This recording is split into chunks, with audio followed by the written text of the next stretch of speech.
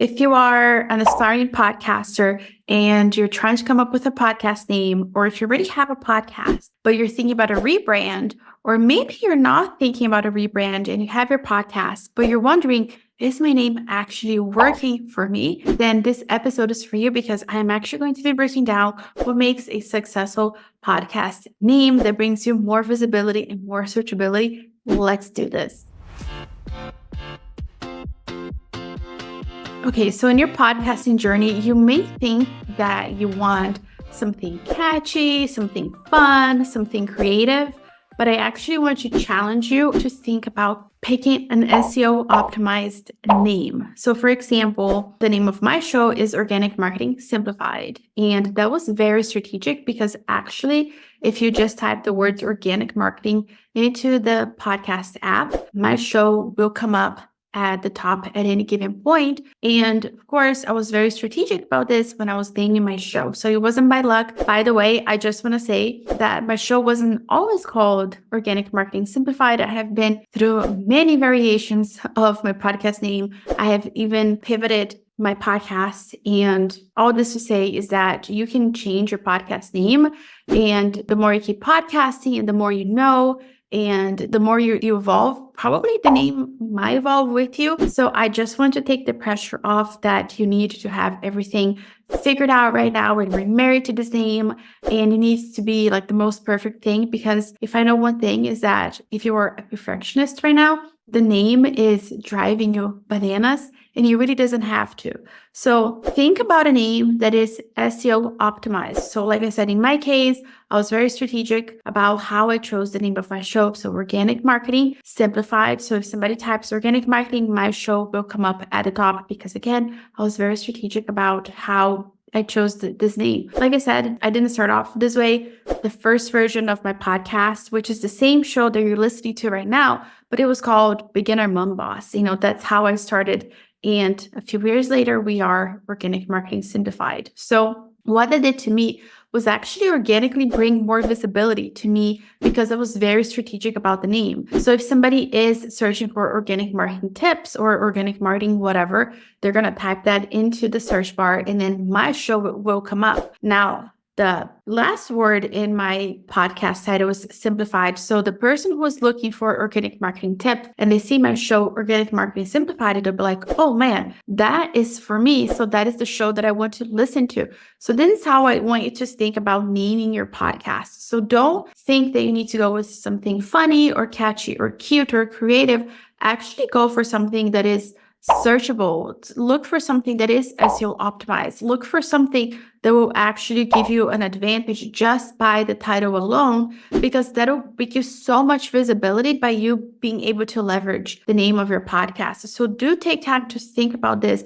And this will actually make your life a whole lot easier because rather than thinking about alliteration and cute names and whatever, you actually know that the name that you're choosing is an SEO optimized name, which will ultimately bring you more visibility, which is what you want. Now, you might be thinking of using your own name. So especially if you're very overwhelmed and you're like, I just want to do this. And you might be thinking that using your own name is a good idea. Now, I'm actually very against using your own name for a few reasons. Unless you're a very well-known person in the industry, like you are a household name, I would not do that. Because if I just name the show the Juliana Show, then you're automatically going to assume that the show is about me. So me putting the name of my show, the Juliana Show, like you don't know me. Like how do you know what I'm talking about? I'm not a household name by any means.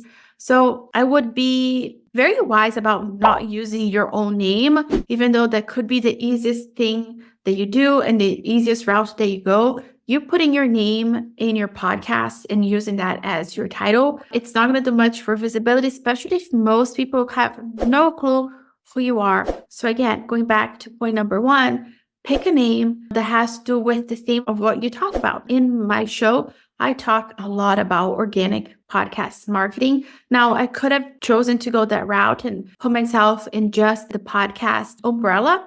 However, in my agency, as my agency grows and we're doing more and more in the organic marketing world, even though our focus will always be on a podcast, I also don't want to just limit myself just to the podcast because we do other things outside of just the podcast. So whether it is like a YouTube video podcast or recycling content on social media, creating short form video and things like that. Those are things that we do inside of the agency. So because I'm thinking strategically about the path that my agency is going and how it's going to grow in the future, I don't just want to limit myself just to the podcast marketing alone.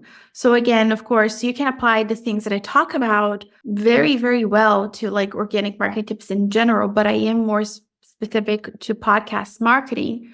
But the point is, once you understand like what is the main umbrella, what is the thing that you talk about, then you can run with that and make that the name of your show. So for example, if you go back to my podcast, like down to like the first 2 episodes, you start to scroll up, you're going to see a major theme is that I always talked about SEO from the very beginning. So even when this podcast was a podcast about selling on Etsy or selling on Amazon, SEO was a huge part of what I talk about. And it's still a huge part of what I talk about today because hint, hint, SEO works. And if you are selling online and you're not leveraging SEO, then guess what? Like you're missing out. So of course, for the people who are wanting to grow organically, they are going to focus on SEO, which is how I came up with Organic Marketing Simplified. So things for you to keep in mind. So yes, stay away from using your name because if you saw the Juliana Barbati's show and you had no idea who I was, probably you wouldn't listen to me because you would think that it's a show about me and what I like and what I eat and my lifestyle. And it's like, no, that's not what my show is about.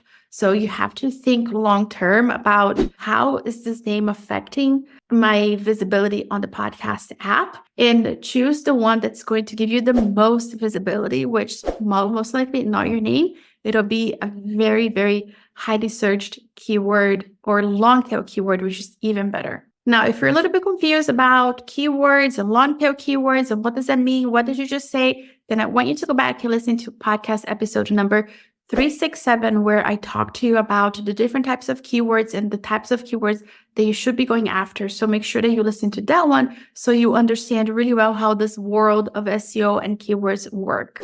Now, what if you're worried about picking the wrong name? Well, I'm here to tell you that you can change your podcast name and everything will be fine. So let me just give you a very, very clear idea of my podcasting journey and where I started and where I am now to give you peace of mind. So the first name that I had for this podcast, which has always been the same podcast that you're listening to, was Beginner Mom Boss. And then I changed it to the E-commerce Mama. And then it became the Fruitful Mama. And then it became Organic Marketing Queen. And that was very short-lived because I was like, oh my gosh, I just hate this name so much. I was just in a very goddess queen phase. And it was very short-lived. It wasn't me.